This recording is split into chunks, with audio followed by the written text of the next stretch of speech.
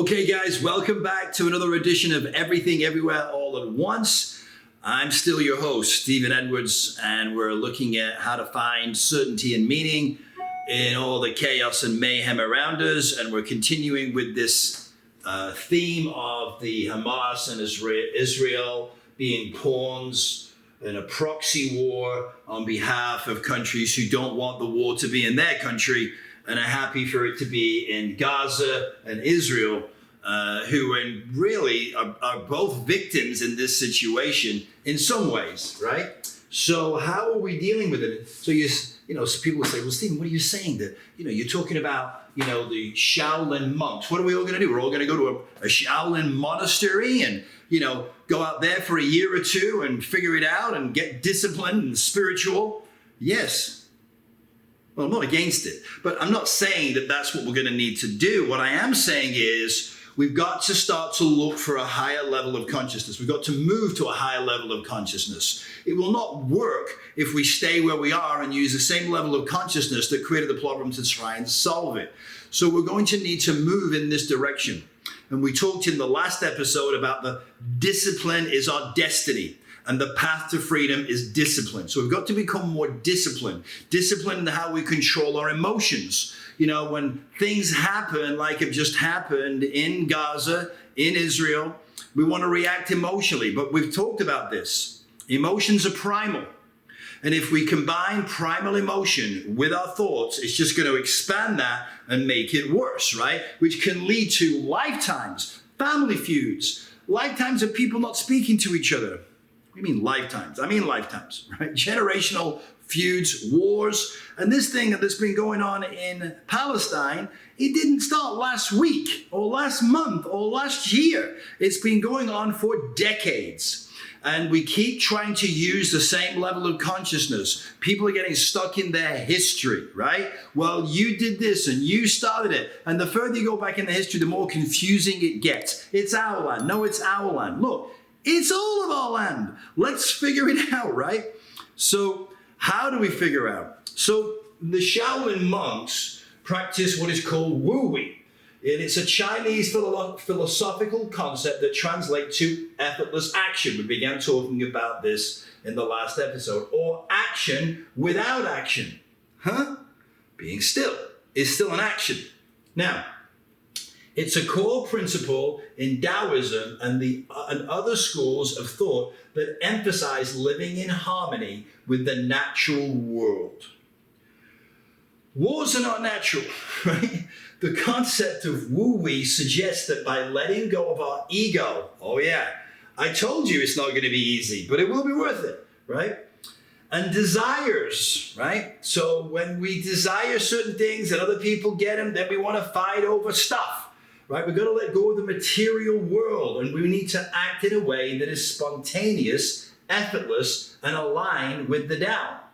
And the Tao is the underlying principle of the universe. How hard could that be?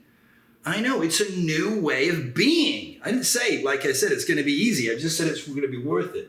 And so the Shaolin monks explain that this Wu-Wei influences our lives in a multitude of ways. So here's a few of them. Number one, non-attachment.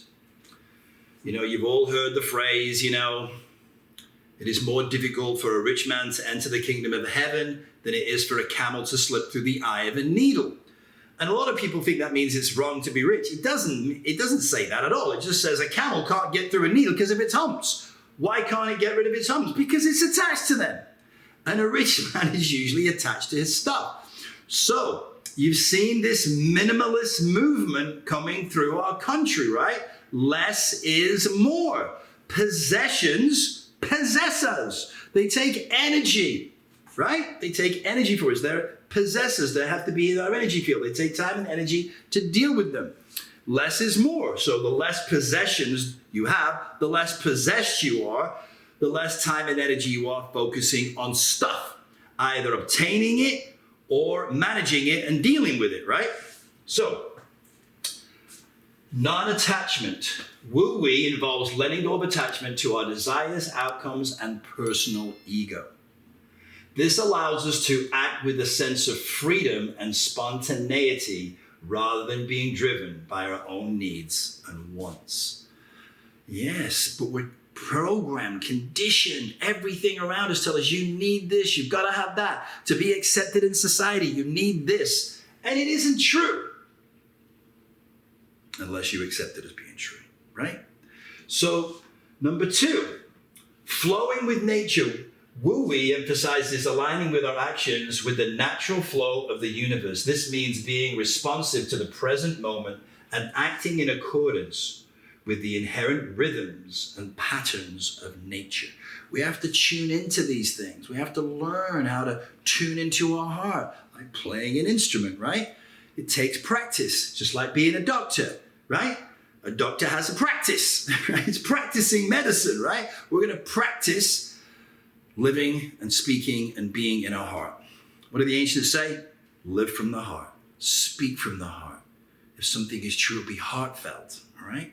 So, number 3, simple and effortless action. Wu-wei suggests that true mastery comes from effortless action.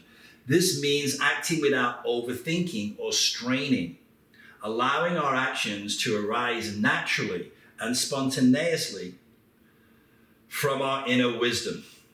Harmony and balance. Wu-wei promotes living in harmony with oneself, others, and the environment. This means avoiding excessive force, control, or manipulation, and instead fostering a sense of balance and interconnectedness. So you see, while you develop this inner confidence, this physical ability to be able to move the body in such a way that you can protect yourself. Your entire body is a protection that gives you the confidence to be at peace. You don't have to prove yourself, right? But you know that if needed, you can call upon that power. So it helps with decision making, all right? So Wu-wei can guide us in making decisions by encouraging us to listen, to our intuition and act with clarity and simplicity. So here you have these young men, these Shaolin monks that have developed this incredible ability to defend themselves. They're masters of this art of martial arts, and yet they're focused on their intuition and acting with clarity and simplicity in making their decisions, which is what we're talking about, making our decisions from our heart and intuition. Okay, now, stress management. So it's saying here, stress management. Wu-wei can help us manage stress by releasing our attachment to outcomes and learning to accept the present moment. Where is the mind? It's always in the future or the past. It is never in the moment. Where does enlightenment exist? In the moment. Where does joy exist? In the moment. The more we can be present, the more awareness we have and the better decisions we can make. Okay. So number 3, creativity and problem solving. Wu-wei can foster creativity by allowing us to approach problems with fresh eyes and a sense of non-attachment to specific solutions. So in other words, we're not attached to the outcome, right? What we're focused on is what's the solution. We don't need to be right.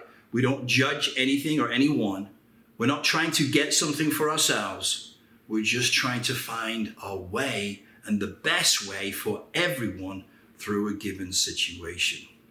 So, more about the Shaolin monks and how it applies to this situation. We're going to continue this journey, the journey to our heart, the 17 inches from our brain to our heart. So we need to be heart-centered. We need to work on using our Central Intelligence Agency, or CIA, use our heart first, complemented by our brain and our emotions. Heart first. So it's heartfelt. Become a heartist. And we're practicing heartism. All right, I look forward to seeing you at the next edition of Everything Everywhere All at Once. In the meantime, sape ord, dare to be wise.